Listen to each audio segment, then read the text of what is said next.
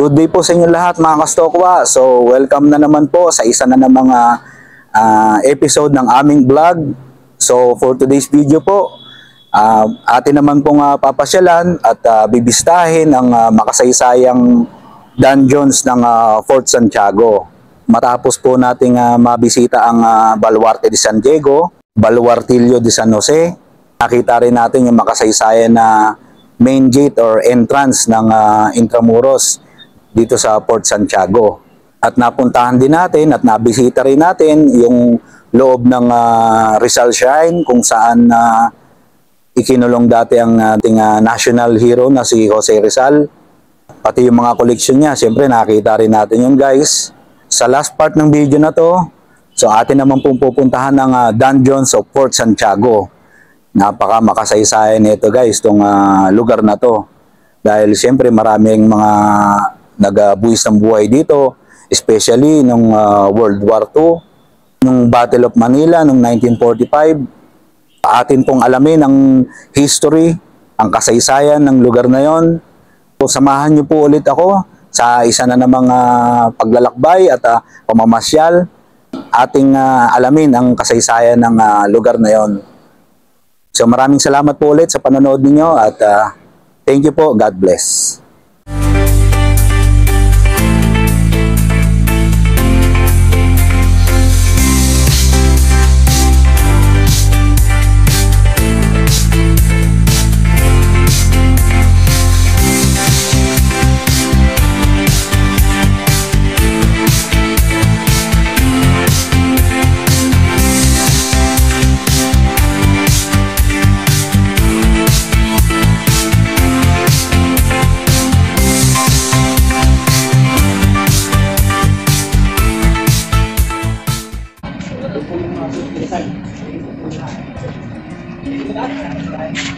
Welcome, Postigo del Nuestra Señora de Soledad.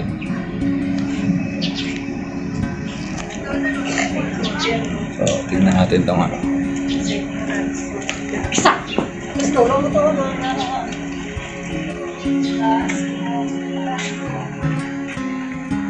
Dr. Cesar Laswell, martyr.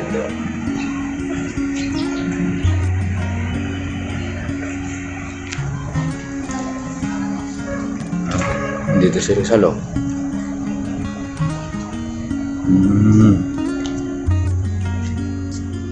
Dito siguro yung ano niya. Dito siya naglakad. Papunta.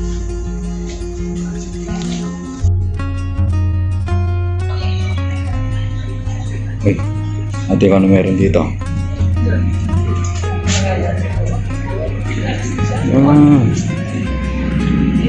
Ganda. No. 1, 2,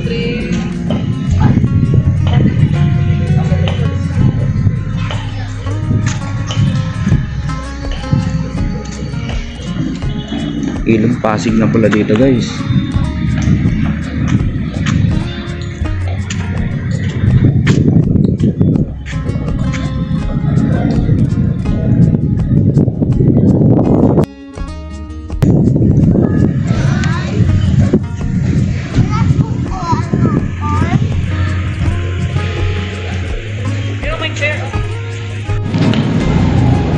So, labas na ulit tayo. Nakita na natin yung paligid dun. So, labas tayo.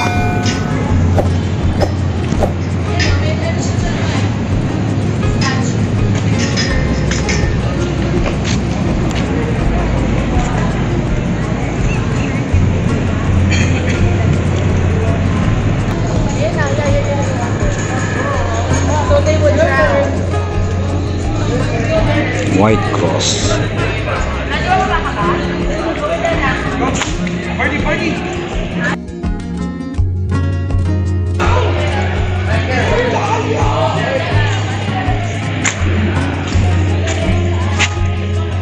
Welcome the White Cross, the 600 decomposing corpses, victims of atrocities during the World War. Historical marker siya.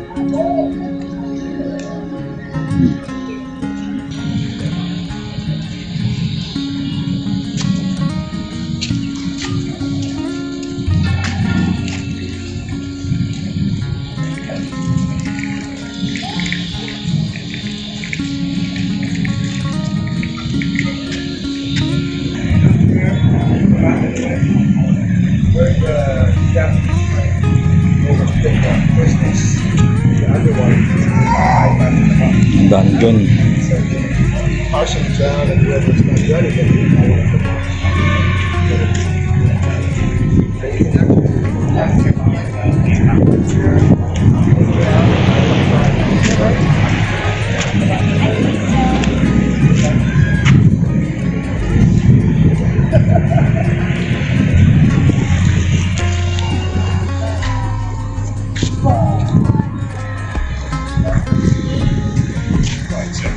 Meron po. Pasok tayo sa loob.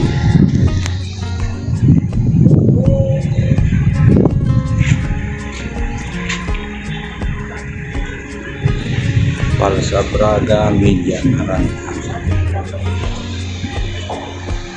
Sa baba dito.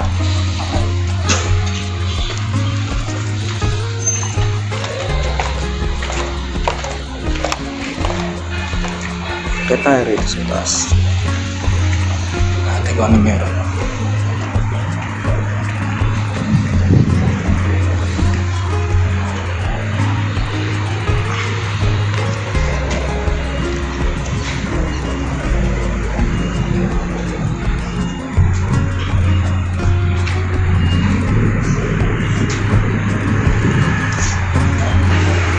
Nahuhulog sila ng mga barya rito.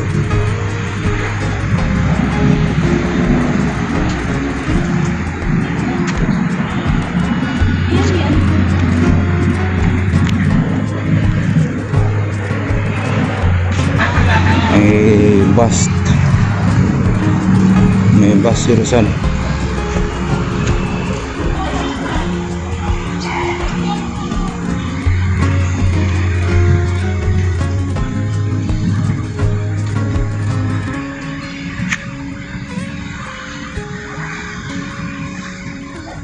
Yan nyo guys, dito sa historical site na to, sa very historical na lugar na to, Intramuros, kapaligiran na siya ng mga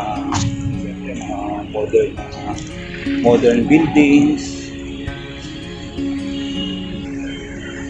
Jones Bridge guys, yan yung Jones Bridge. Yan.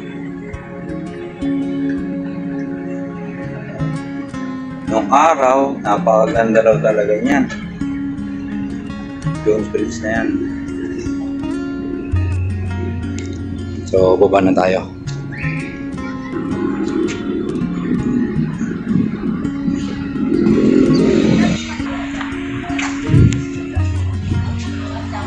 Baluarte de Santa Barbara.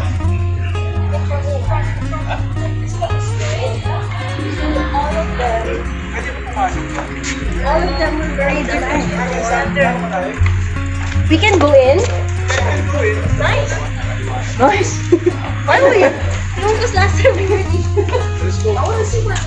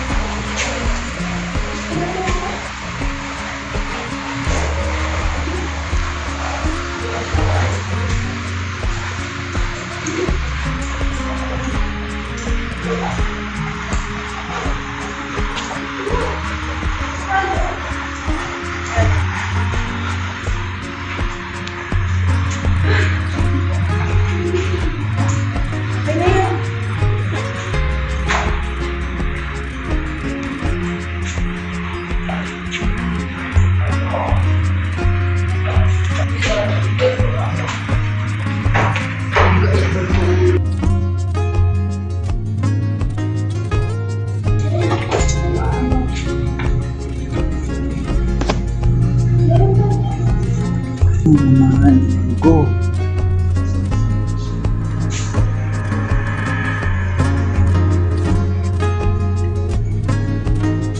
Ganda oh.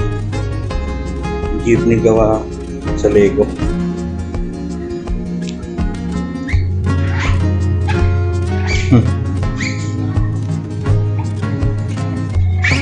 Ito po, Philippine Eagle. Gawa sa Lego rin.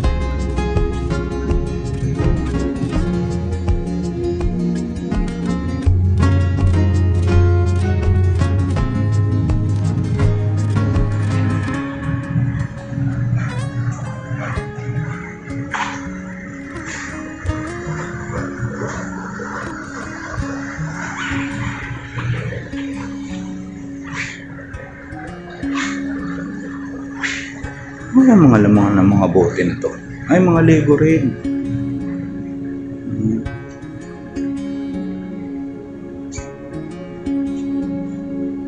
Mga Lego yung laman. Natin dito. Oh, si Lolong. Salt water product. Gawa rin sa Lego. Simbahan.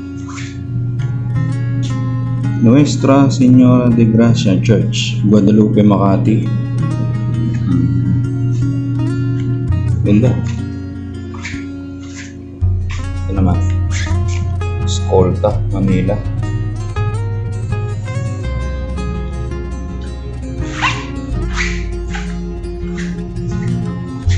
Wala na rito.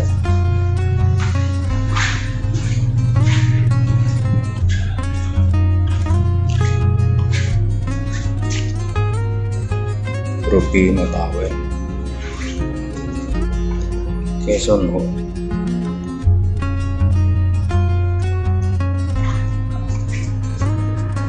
Philippine Tertiary.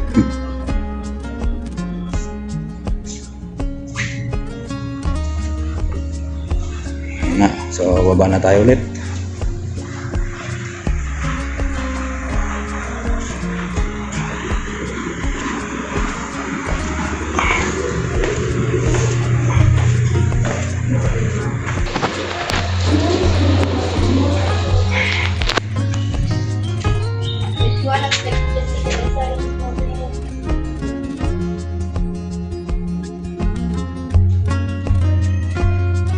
For the first time, samahan niyo ako at pasukin na natin ang makasaysayang dungeon ng Fort Santiago. During the Battle of Manila noong 1945, dito ikinulong sa loob ng dungeon ang mga Pilipino na POW or kung tawagin ding prisoners of war noong panahon ng pananakop ng mga Japanese soldiers.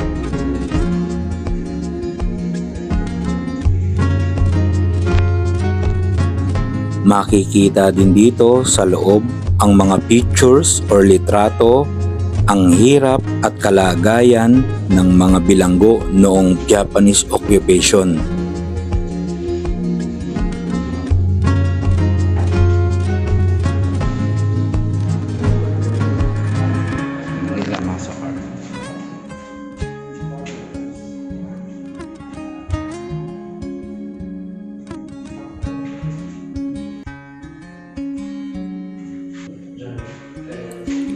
At nang dumating ang mga American soldiers sa Manila, natagpuan sa loob ng dungeon ang mahigit sa 600 na patong-patong na mga labi ng mga Pilipino at American prisoners.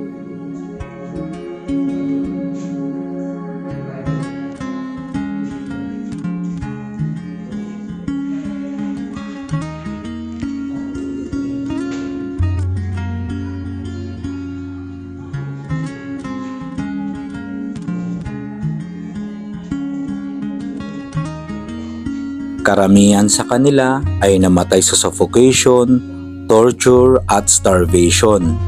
Ang ibang mga labi naman ay na-decompose at inuod na at halos hindi na rin sila makilala.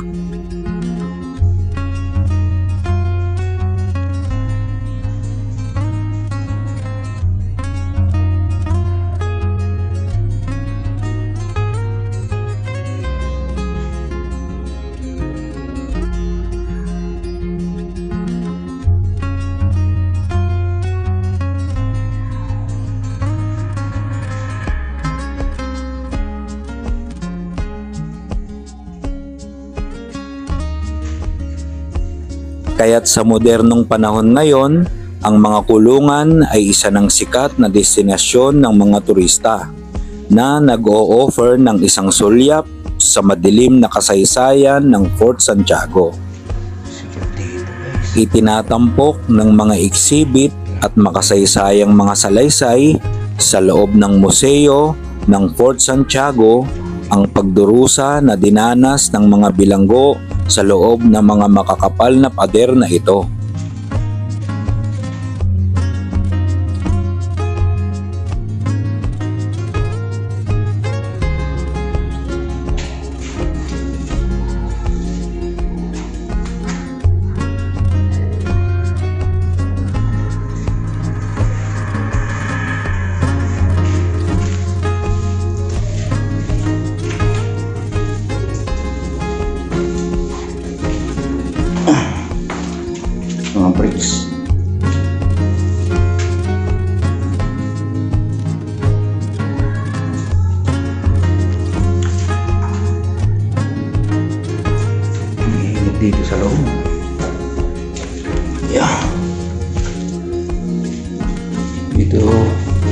Marami na matay dito sa loob na to.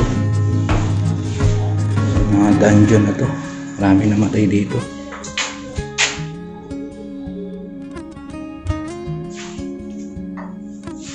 Mainit dito. Dungeons at Port Santiago. Ayan. So, labas na tayo guys. Init. Dito yung exit.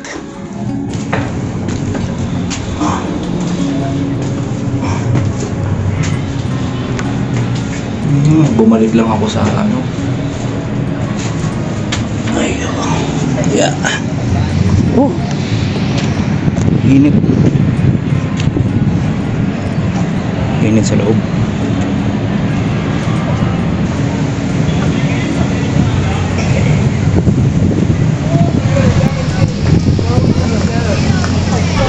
Papasok na sila ng dungeon.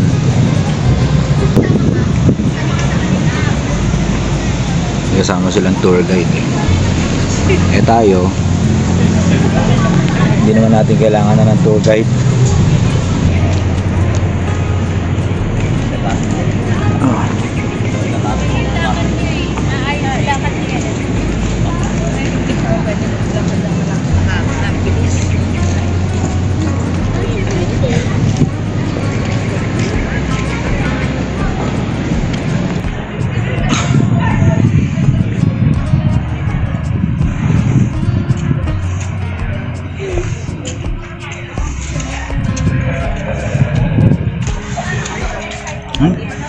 Ano pala rito?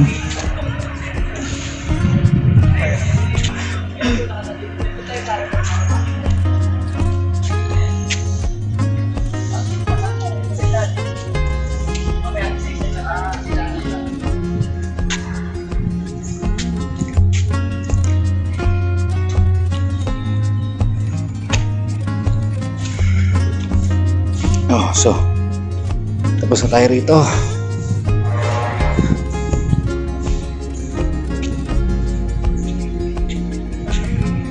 Nabas tayo. Statue ni Rizal.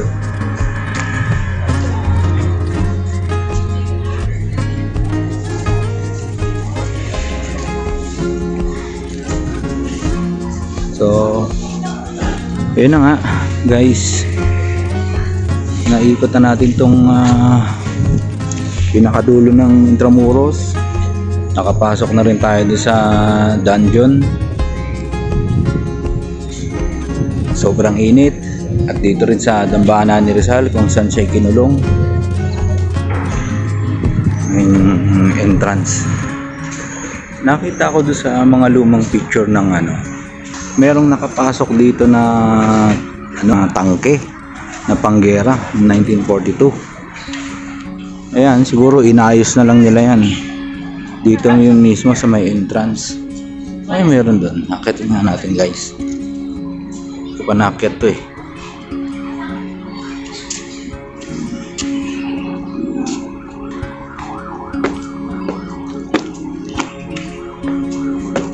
Meron dito.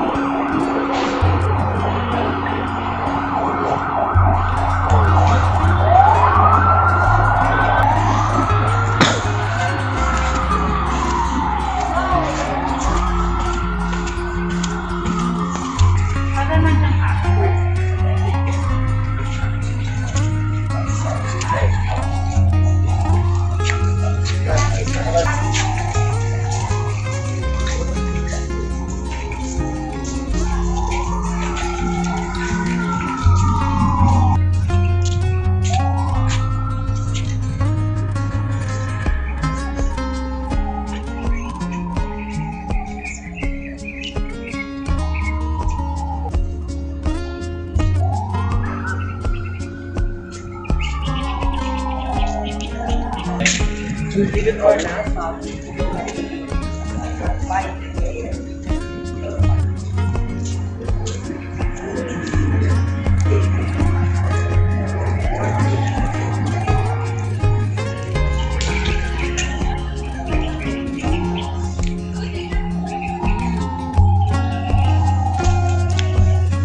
Ano yung meron dito? Tignan nga natin. Doon tayo galing kanina. Doon tayo dumaan. Ngayon, yung mga nilagyan din na ng mga bahay yung mga ibon dito. Mga kalapati. Ayan, ang dami.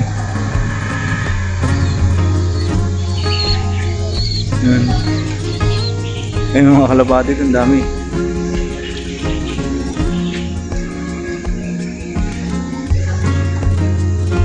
Ginawan talaga sila ng bahay.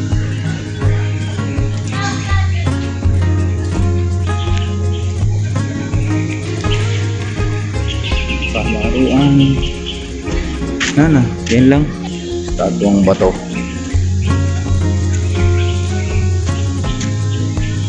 Yan.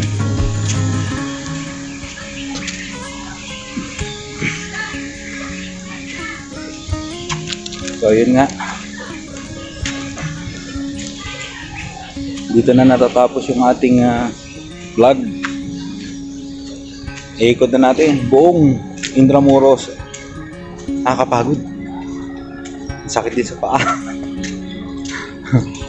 Pero nakaka-enjoy naman. Lalo ka sa katulad ko na mahilig sa history. Parang bumabalik sa nakaraan eh. Pagka nakikita mo yung mga ganitong lugar. Maraming salamat sa panonood ninyo. So wala pa rin sawang pagsubaybay. Sana nag-enjoy kayong panoorin ng vlog na to. Sana marami rin kayong natutunan na katulad ko. Mahilig sa history. So hanggang sa muli, Eros TV out.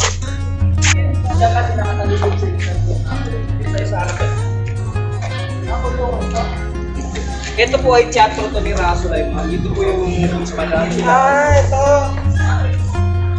Layman. Oh. Si Raso Layman, isa sa mga hindi kumayag na mabigyan ka ng pagkalas ka.